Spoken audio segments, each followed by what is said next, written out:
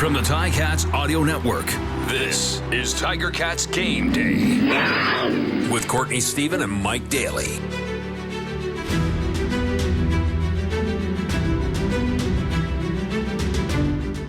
Welcome to Tiger Cats Game Day presented by Tiffany Gate Fresh Gourmet on the Ticats Audio Network. It is week 6 and the Hamilton Tiger Cats are traveling to Commonwealth tonight to play against the Edmonton Elks, the 0-5 Elks, the 1-3 Ticats. It will be a clash to remember. 9 p.m. kickoff, and to get y'all primed and ready for the game, this is Courtney Stephen along with my man Mike Daly.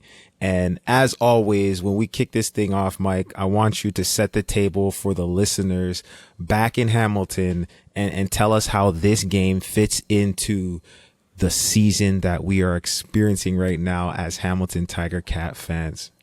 I like how you put that, the season we're experiencing right now. Listen, no matter what happens, it's always easier to do any football job with the Ticats after a win, right? You always want to talk about, you want to coach off of a win, you want to learn off of a win, you want to do Ticats game day off of a win.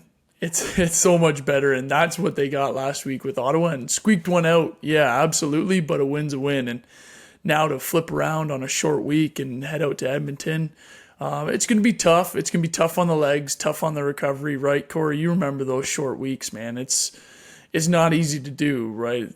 People are a little bit banged up from that game, especially a close one with Ottawa like that.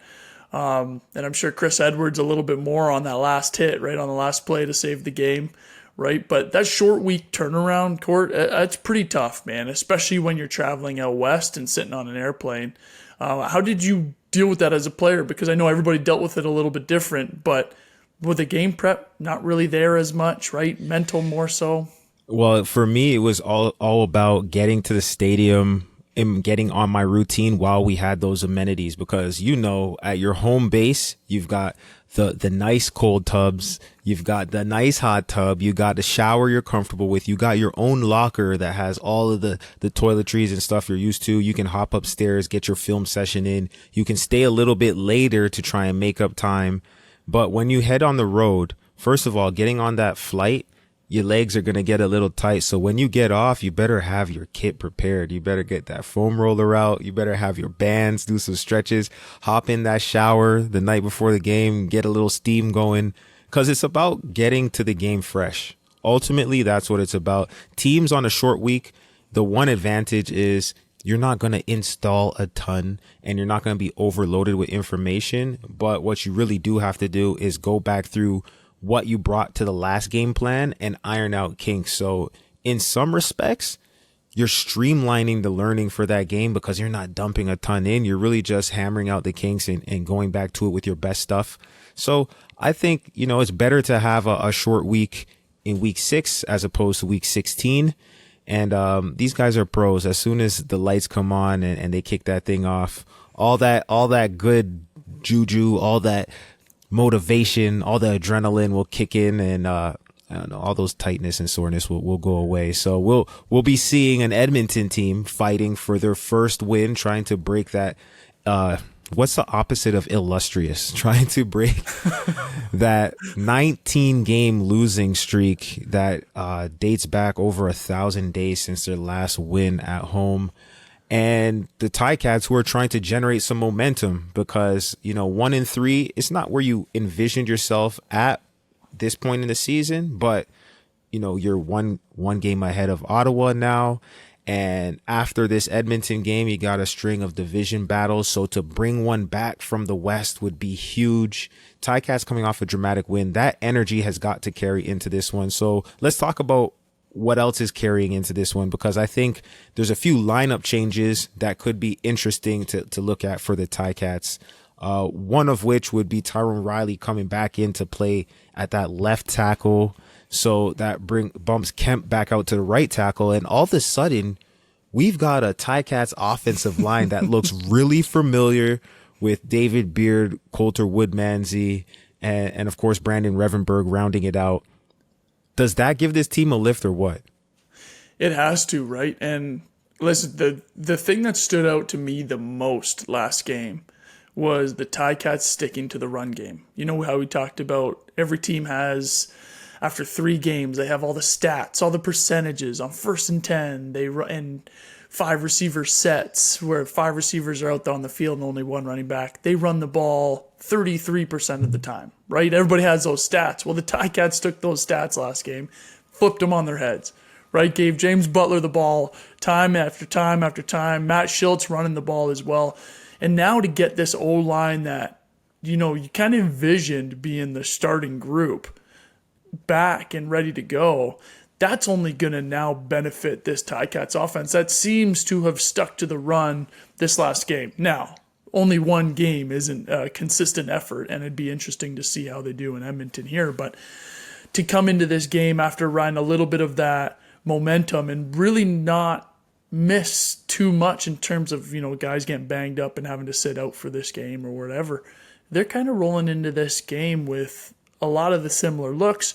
And then a couple pieces, like you said, with Riley back and especially Lawrence Woods now at field corner, which is a very interesting conversation because, Court, we talked about it. He's just playing field corner now, right? He's not doing the return duties because we saw the speed that number 35, that hadn't had the speed before, but now does with McAllister. He's in there. He's in there. And I liked how he, especially on a couple of his punt returns, how he started hitting them. So I'm very curious to see how that balance of Lawrence Woods only playing field corner now and McAllister taking on a little more of those return duties and, like you said, keeping those legs fresh for either side of that ball that they're going to look at. Yeah, Tyreek McAllister did his best Mike Daly impersonation last week. He turned on the burners. It was amazing. But you know what? That is a great point to underscore for everybody who's watching. We spoke about splitting the duties and doing double duties when you're a full-time starter and you're a feature returner. It's tough because that's high exertion every time you step on the field on a special teams play. And if you're a corner, it could be a run play, but you get ran off the ball 2 times in a row, 40 yards down the field. You're going to be gassed before you even touch the rock on special teams. So for Lawrence Woods, a guy who showed great promise in the preseason and in training camp, that 1 week to sit back, observe things, that can do a lot for his development as a defensive back. And just watching things and soaking them in, slowing the game down a little bit further, 1 week at a time. I wouldn't be surprised if he came in and had his best game of the year, a little bit fresher legs, a little bit more of his football IQ continuing to develop there. That would be awesome. But, Tyreek McAllister, hey, let him focus on doing what he does best because we can talk about this more as we go. But it seems as though the Ticats are going to require the explosive play if they want a chance to continue to win games until they get a more rhythmic thing going in the red zone. They got down to the red zone last week a couple of times, weren't able to punch it in for touchdowns. And I think until that's on command, guys like Tyreek McAllister are going to be critical in helping the Ticats win games. So before we jump back over to the offense, Jared Hewitt, okay, he was a guy who was up for the first time last week. Now he's getting the start at defensive end. He's a new guy, and he's right in the mix with that defensive line that, was wreaking havoc last week. So what do you think of this move? Yeah, it's interesting, right? Because now when I look at it and I, see all the little letters beside the depth chart and you start trying to understand the intricacies of the CFL and the ratio rules and the designated Americans, what I look at it as is they're going to start one Canadian, which is Teddy Laurent, right? So, and start means the first play of the game, right? Like that's what it means. That shows on the depth chart. They have to have a certain amount of Canadians out there. There are things called designated Americans who can come in for Canadian players. And what I anticipate happening here is that guys like Jagarrett Davis, who is now this designated American player because he's played on the same team for 3 or more years, he's been in the league for 5 or longer, he can now come in for a Canadian player. So that means Ted Laurent, who is starting at tackle, well, Hewitt can move over and play inside like we saw him play last week. And then Jagarrett comes out onto the end, which then gives 4 American players to go rush the passer, which in this game, especially from the Ottawa game, right, where we saw a quarterback come in and run the ball very well, right? And not even designated run plays where it's a designed run for the quarterback. It's just pass plays and he escapes. This D-line is going to have to do a better job than they did against Crumb from Ottawa, the new guy. Like, jeez, it's a new quarterback every week, but they're going to have to do a better job against Taylor Cornelius because Taylor Cornelius can roll. He is fast. He's tall, long legs, strider, but he can roll, and he has kind of sparked that Edmonton offense with the run. So I'm really going to look to this D-line, who now is going to play the little designated American game that we just talked about, to try to hem Cornelius in and make him be a passer and kind of keep this Edmonton offense struggling, right? Because against Ottawa, that was where, once Mazzoli went down, which was heartbreaking, Court, I'm sure you and I are both on the same page there. But once Mazzoli went down, that's where Ottawa found most of their offense, and I guarantee you Edmonton is looking at that on the short week saying, how can we exploit that against the Ticats defense? Yeah, and, their offense has left a lot to be desired. I mean, it's not as though the Ticats were lighting it up on the scoreboard, but Edmonton's offense, 12.4 points per game, averaging 264 yards net offense. Both of those are good for 9th in the CFL. So although they've got names like Stephen Dunbar Jr. and Kyron Moore on the offense, it's not really striking fear into the hearts of defenses. But knowing that they got a guy like Stephen Dunbar Jr., 1,000-yard receiver last year over there, the Ticats defense, they can't fall asleep, and it's going to be crucial that they continue to make it tough for Taylor Cornelius to make throws and give guys in the back end for that Ticats D opportunity to have some tips and overthrows, because we see what happens when they do get their hands on balls. They're opportunistic, they make plays, and they seem to come in bunches. It's as if, somebody just turned on the faucet last week. One big play led to the next, and they finally started to get things turned around as far as generating some momentum from defensive plays that turned into points and turned into field position. So interesting things developing, and I appreciate you breaking down that, level 3. That's almost like a master's class in roster building in the Canadian Football League with that move from Jared Hewitt, the three-way move with Ted Laurent and Jagarrett Davis. Very interesting. I'll keep an eye out for that. Let's hop over to the other side. Let's talk about the Ticats offense and see, just talk about what they did last week. I thought it was very encouraging the way they started the game. They seemed like Matt Schultz was throwing on rhythm. Receivers were catching the ball. They were getting first downs. They were moving the chains. But a similar story, they got all the way down the field, didn't punch it in the way that you would have anticipated they would, just based on the 8 or 9 plays that they strung together to start the game. Like, they looked great, but they came out and they had 3 field goals in the first half. Is that something that they're going to be able to continue doing in winning games, or who's going to be the person to change that for the Ticats? Yeah, I think, luckily this next game against Edmonton, the game last week, it's 2 struggling teams against Ottawa and Edmonton.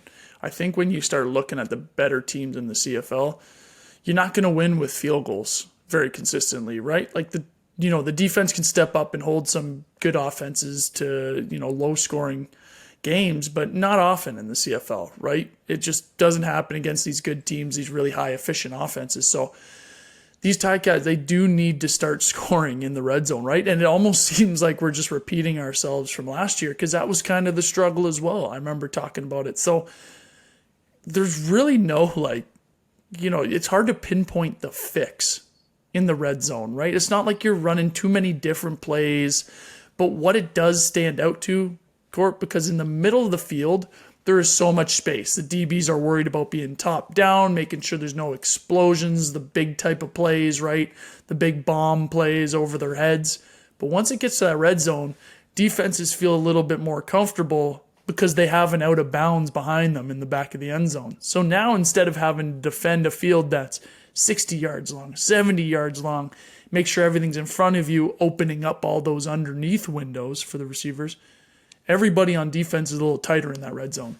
All that means to me, Court, is that somebody needs to be more competitive on that offense to go and win battles, win one-on-one battles, just be better than the other guy in front of you, because there are going to be tighter windows. There are going to be jump balls, situations like that where you just need to be better on that play than the guy that's against you.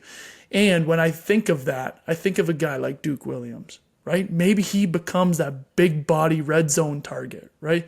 Maybe this offensive line can start moving bodies a little bit more for James Butler to pound it in, and maybe a little bit more quarterback run with Matt Schiltz down there. Because one thing that makes this difficult, and we talked about it with Ottawa, we talked about it with Edmonton, when the quarterback gets involved with running, all the defensive schemes are developed around the quarterback not running. So you essentially have a one extra player in that free safety. As soon as that quarterback's involved in a run, now you can't be playing that one extra on defense, and it's really just man for man on offense and defense. So get some good matchups. Totally. And, speaking about, just the way that the offense fits into the flow of the game, in the first few games, the first 3 games, the Ticats gave up 45 points off turnovers. And not to mention, they were losing going into the second quarter of every game that they were in. So in the last game, they were winning 3-0 going into the second, and they gave up 0 points off turnovers. And both of those things equate to them having the freedom and the ability to run the ball more, the ability to use their full playbook to get down into the red zone. And, Mark Leggio, he's been perfect since he's been here. So there's a little bit more confidence that once you get down, maybe you would start to open up that playbook and call a little bit of a variety of plays that you haven't called before, because there's been a little bit uncertainty. So if they can keep those trends up, I think those also support exactly what you're saying. Draw something up for Duke. That's not a typical play that you're going to see between the 220s, but something you're only going to see once you get down near the goalposts or in the shadow of the end zone. So, if the defense holds down their end of the bargain, they put the fire out like we talked about. And if the offense could get some momentum early that allows the full playbook to stay at their disposal, I think absolutely we could see a little bit more of that. So let's talk about, who's the key players in this game that we got to keep an eye on. We've talked about return game. We talked about DBs. We talked about the pass rush, quarterbacks running the ball. But what are some matchups that in this game are going to have a big impact? Yeah, the first one I look at is, okay, so last weekend you and I kind of pumped Richard Leonard up, right? And look at the game he had. He lit it up. Like, he kind of broke that game open, right? Had a pick. Also jumped that dig route on Ackland to pop the ball up for Simone, right? I know he wished he had that back and actually just caught that ball himself. But hey, somebody else gets it, so all good, right? But he lit it up. So now what I'm looking for is the new addition, Court, and I cannot wait to say this guy's name and be able to, put a couple good plays behind him, is Javian Elliott, right? And when we talk about Stephen Dunbar Jr., Ticat fans know what he can do because he did it for the Ticats last year. So that'll be the matchup I'm looking for this week, because, when an offense is struggling like Edmonton, they're going to go to their best players, and they have Eugene Lewis, who is out, right? So they're going to look to Stephen Dunbar Jr. to go make some plays. So I'm looking for Javian Elliott to kind of hopefully have a game close to like a Richard Leonard, and then start piling on those turnovers and, the takeaways for the defense. How about you? Who are you looking for? Well, that I would have to agree with you first before even going any further. Stephen Dunbar is a guy who I think he's a great route runner. I think his physical stature makes you automatically think of him as like a speed and a hands guy who can catch things and run away from folks. But he really does run all the routes, and I think they use him to run all of the routes. So he'll have his opportunity, and he'll be somewhat of a security blanket for Taylor Cornelius as he's running around. Last week, Edmonton gave up no sacks, and we know that the Ticats really broke the game open on their defensive line. And so I'll be interested to see if they're going to get to him, he's going to try and extend the plays. Could it be to his detriment? Are they going to be able to contain on that mobile quarterback? You know, it had to be a point of emphasis in the meeting room. If they did walkthroughs, you know, they put in some drills or some visualizations of just saying, this is what he likes to do. This is where he likes to escape. And, you know, quarterbacks escape different ways. They're either going to roll out to their passing arm. They could spin out and reverse pivot and go backwards the opposite way, or they can step up through the B gaps through the line. And each person on the defensive line has a lane when they rush. Will they be able to stay disciplined and stay in their lanes and rush together? You know, the defensive linemen, when they get a sack, only one person gets the stat, but you know it from just being in those meeting rooms. It takes all four to rush together. And if the Ticats can do that, it will put pressure on that passing game and also on that running game. You stop the run on the way to the quarterback. And so that will be very interesting. Other players looking to break out. I know Tyreek McAllister is a guy I'm very excited to see. Like I said, I think they are going to have to rely on the home run a little bit. Not that they're going to be swinging for the fences every play, but there's going to be times that I think somebody's going to have to give a little extra effort. Or if a defensive back on Edmonton takes a poor angle, you have to make them pay. If somebody commits a penalty and extends a drive, you have to get points off of that. When there's a door open, you got to kick it all the way in if you're the Hamilton Tiger Cats. But Tyreek McAllister, was it luck? Was it beginner's luck? Or is he going to be able to replicate what he did last week? Are you looking at him? Who else are you going to be watching closely in this game? Yes. So two people on the Ticats offense that I want to look at. And one is Tyrone Riley coming back, because the guy across from him, AC Leonard, had 3 sacks last week. And this guy's just an ultra athletic defensive end, right? He is all over the place. He's tough to deal with.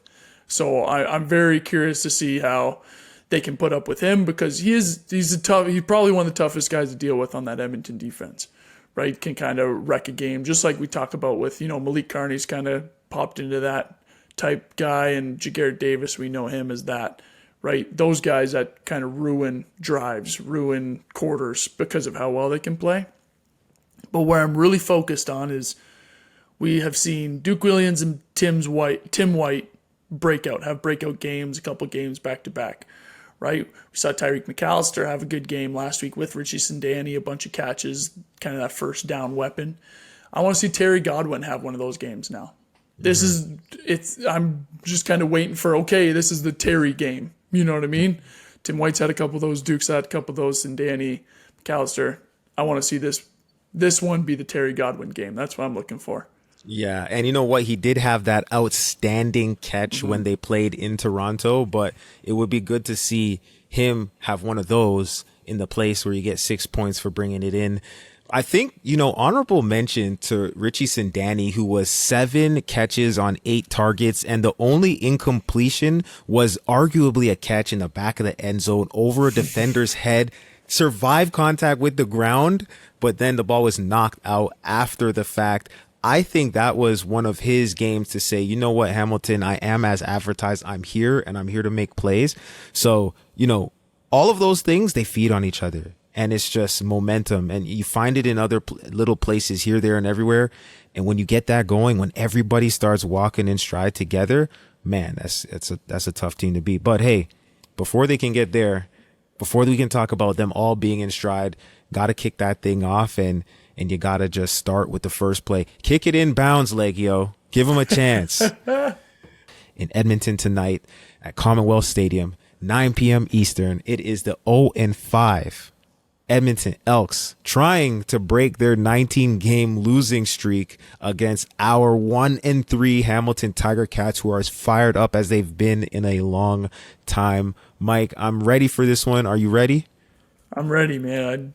I would love to see that home losing streak continue.